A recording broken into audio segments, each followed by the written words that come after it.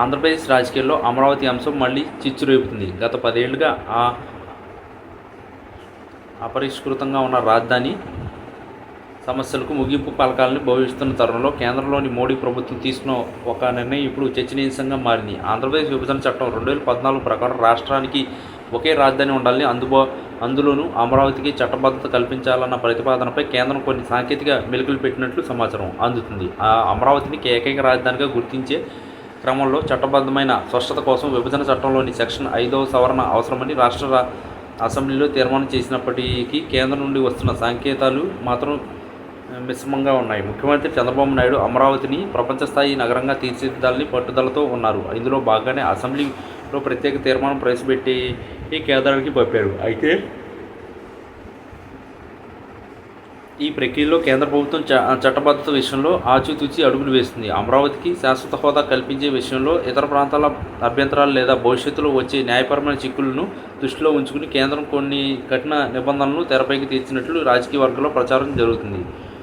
దీనివల్ల రాజధాని నిర్మాణం కోసం ఆశగా ఎదురుచూస్తున్న వారికి ఇది ఒక పెద్ద అడ్డంకిగా మారే అవకాశం ఉంది. మరోవైపు అమరావతి కోసం భూములు ఇచ్చిన రైతుల నుండి ఊహించని స్పందన ఎదురవుతుంది. గత 5 ఏళ్లుగా ఎన్నో ఆందోళనలు, పోరాటాలు చేసిన రైతులు ఇప్పుడు తమ భూములు చట్టబద్ధత మరియు అభివృద్ధి పనుల వేగంపై అసంతృప్తి వ్యక్తం చేస్తున్నారు. ప్రభుత్వం నుండి వస్తున్న హామీలు కేవలం కాగితాలకే పరిమితం అవుతున్నాయని, క్షేత్రస్థాయిలో పనులు నత్తనడకన సాగుతున్నాయని వారు ఆరోపిస్తున్నారు. ముఖ్యంగా రాజధాని ప్రాంతంలో మౌలిక సదుపాయాల కల్పనలో జరుగుతున్న ఆలస్యం తమ జీవనోపాధిని దెబ్బతీస్తుందని రైతులు ఆవేదన వ్యక్తం చేస్తున్నారు. చంద్రబాబు నాయుడు తమకు న్యాయం చేస్తారని నమ్మిన రైతులకు పనులు జాప్యం మరియు కేంద్రం పెడుతున్న మెలుగులు పెద్ద షాక్లా పరిణమించాయి. రాజధాని ప్రాంతంలో దాదాపు 34,000 ఎకరాల భూమిని సమీకరణ ద్వారా ఇచ్చిన రైతులు ఇప్పుడు తమ భవిష్యత్తుపై ఆందోళన చెందుతున్నారు.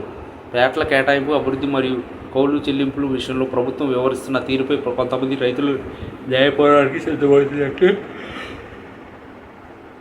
తెలుస్తుంది. ఇది చంద్రబాబు ప్రభుత్వానికి పెద్ద తలనొప్పిగా మారింది. ఒకవైపు కేంద్రం నుండి నిధులు విడుదల మరియు చట్టబద్ధత విషయంలో ఎదురవుతున్న అడ్డంకులకు, మరోవైపు ప్రాంత రైతుల నుండి వస్తున్న వ్యతిరేకత ముఖ్యమంత్రిని ఇరకాటంలో పడేశాయి. అమరావతి కేవలం ఒక నగర మాత్రమే కాదు, అది ఆంధ్రుల ఆత్మగౌరవం ప్రతీక అని ప్రభుత్వం చెబుతున్నప్పటికీ ఆచరణలో ఎదురవుతున్న సవాళ్లు మాత్రం భిన్నంగా ఉన్నాయి. విభజన చట్టం సవరణ జరిగితేనే అమరావతి పూర్తిస్థాయి రక్షణ లభిస్తుందని నిపుణులు అభిప్రాయపడుతున్నారు. కానీ ఢిల్లీ స్థాయిలో జరుగుతున్న పరిణామాలు గమనిస్తే ఈ ప్రక్రియ అంత సులభంగా ముగిసేలా కనిపించడం లేదు. మోడీ సర్కార్ ఈ